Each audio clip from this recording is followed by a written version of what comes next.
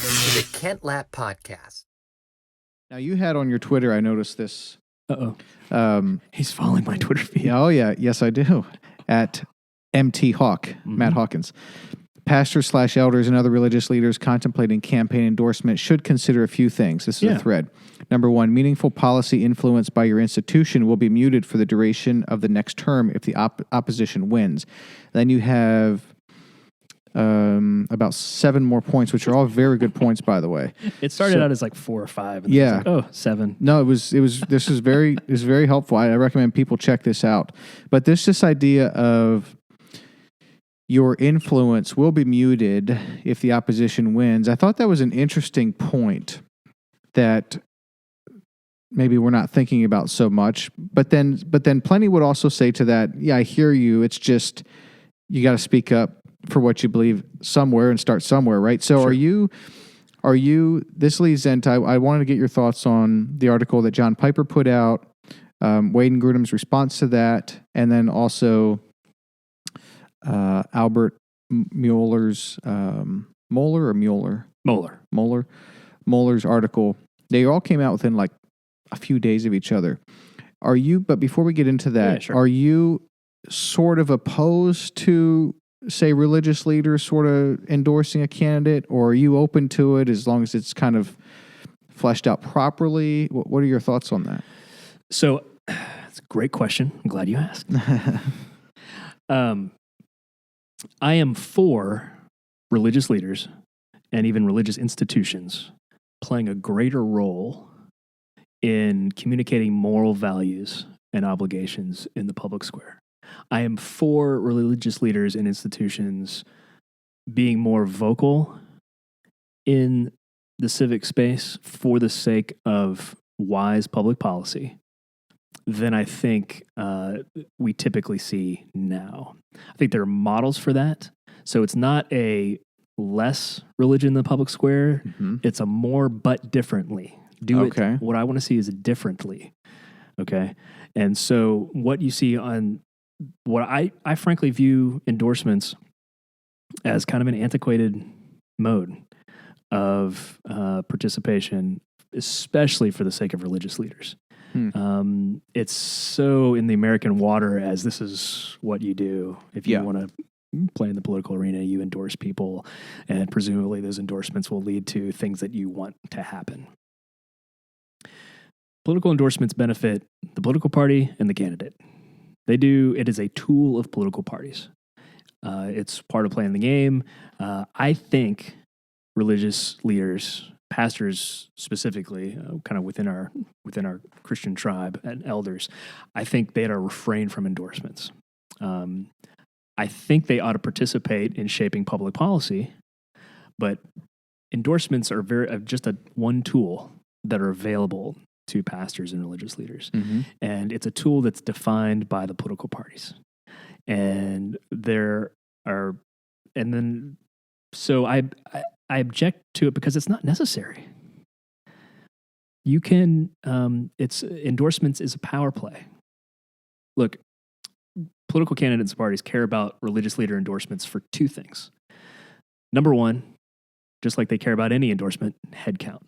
They're presuming that a religious leader has X number of followers, either in the pews or if you're head of an institution, even orbit of influence. You have a platform. Yeah, I mean, you talk about leverage influence. It's leverage influence. Yeah. It's if they can get you, it's easier than getting the 200, 300, 500, 700,000, whatever individuals that are in your orbit. Sure, it's cost effective for a political party and a candidate to get your endorsement as a religious leader.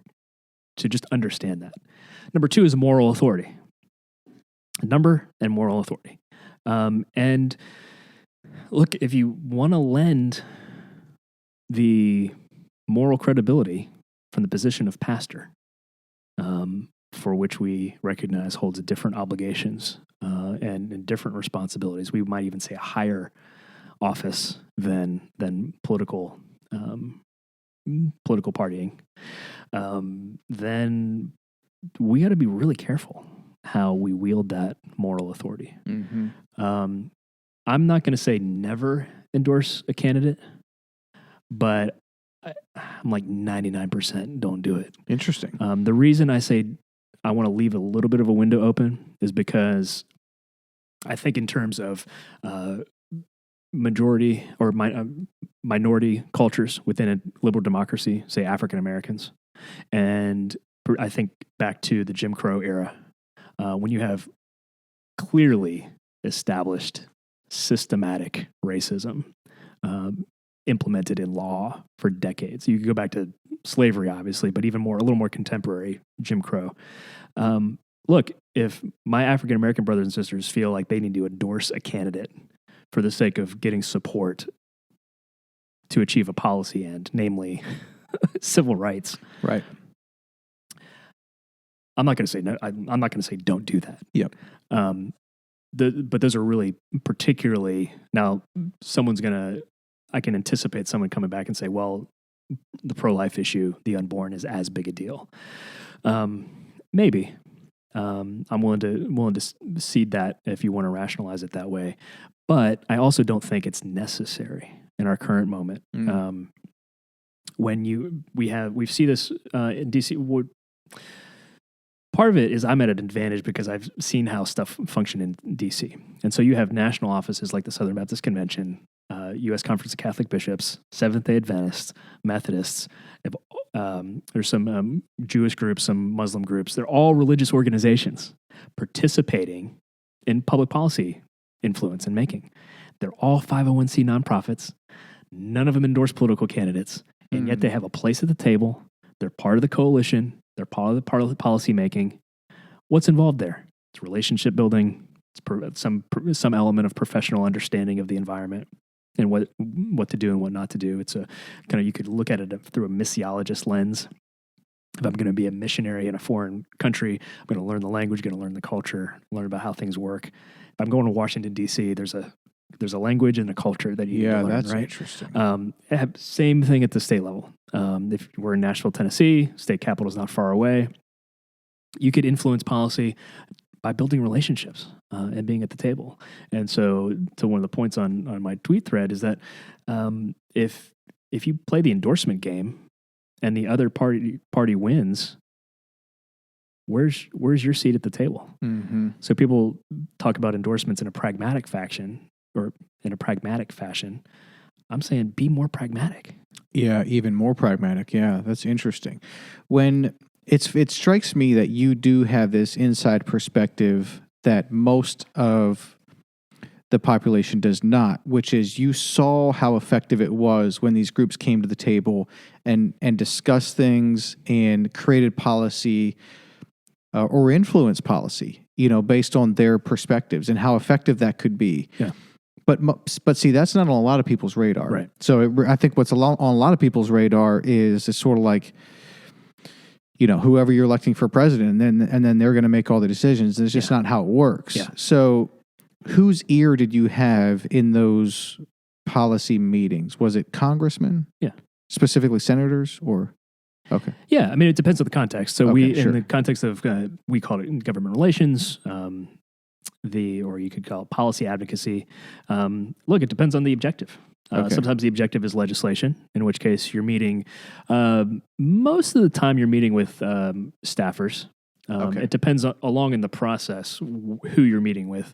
It could be junior staffers and initially, it could be senior staffers. And then ultimately, sometimes you want a meeting with the member in some form or fashion. But frankly, most work gets done without ever meeting with members. Sure. You get the ear of their senior advisors, right, and their staff. And that's who the members are talking to. Yeah. Meeting with members most often, not always, most often, meetings with members are more ceremonial. Yeah. I'm going to say. Makes sense. There are some things now, if you're meeting with kind of core members who are going to be who they're kind of going to be quarterbacking the particular issue, if they're sponsoring the legislation, those member meetings are more important. But it could also be executive branch folks who are doing rulemaking and that kind of thing. And so it depends on the policy objective. It depends on what's necessary. Okay. So if there's a pastor or an elder, or to use the broad term, religious leader listening to this, and they say, man, that makes sense to me. I want to become more involved shaping policy. Yeah. And man, I was just going to come out on social media or something and endorse someone. I'm going to hold off on that. I'm going to go play the long game, which makes sense.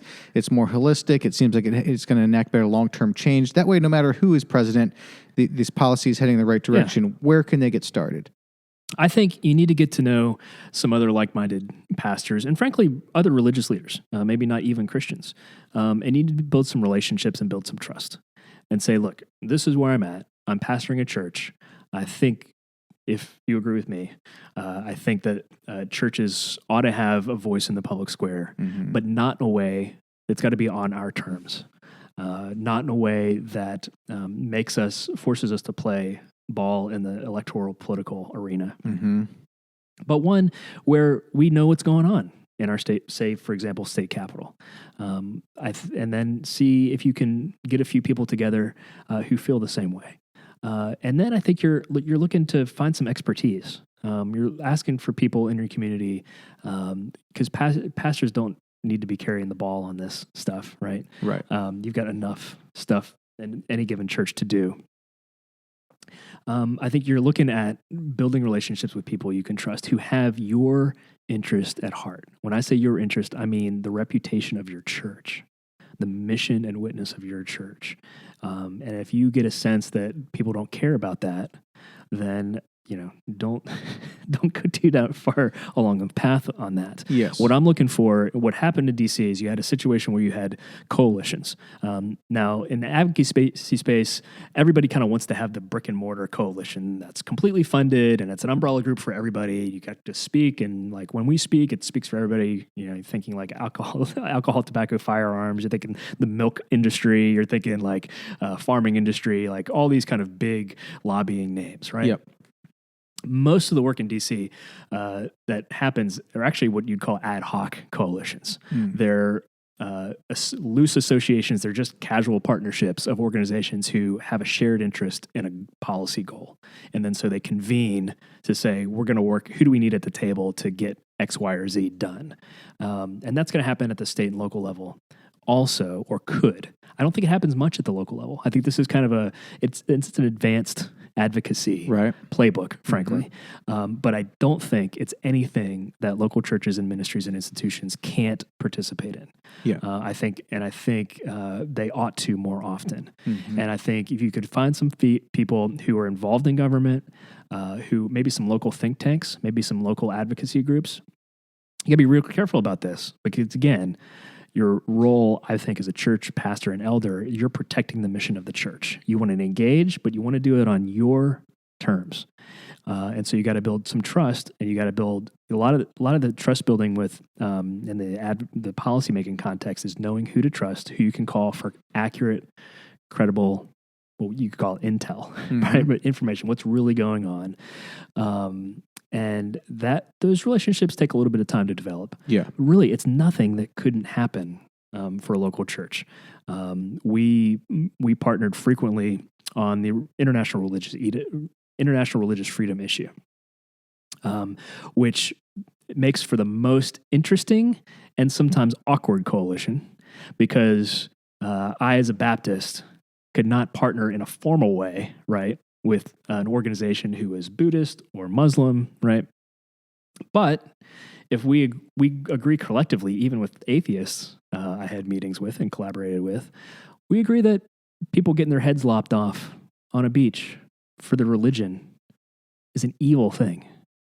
And, by the way, the U.S. government has some force and some power in the world, in some cases, to facilitate and influence nations and even non-governmental actors, terrorists, that kind of thing, for the sake of freedom of conscience, for the sake of religious freedom, for the sake of people not getting murdered or abused or raped for their religion, right? These things we agree on. So we could advance and collaborate together, not because we believe the same thing, but because we agreed and decided to partner with each other for the sake of something good. Yes. Right? I think Christians, pastors, and Christian institutions ought to have a looser framework for that. Know that it's possible. It's possible for me to sit in a room with Jewish folks, Muslim folks, Hindus, atheists, and not compromise anything about what I believe. Come to the table fully as my evangelical Christian, even politically conservative self, and sit across the table and say, hey guys, we think you guys all agree on this. Can we work together in some form or fashion? Yes. That is in no way watering down the gospel. If anything, it's a witness for the gospel. Yeah, certainly.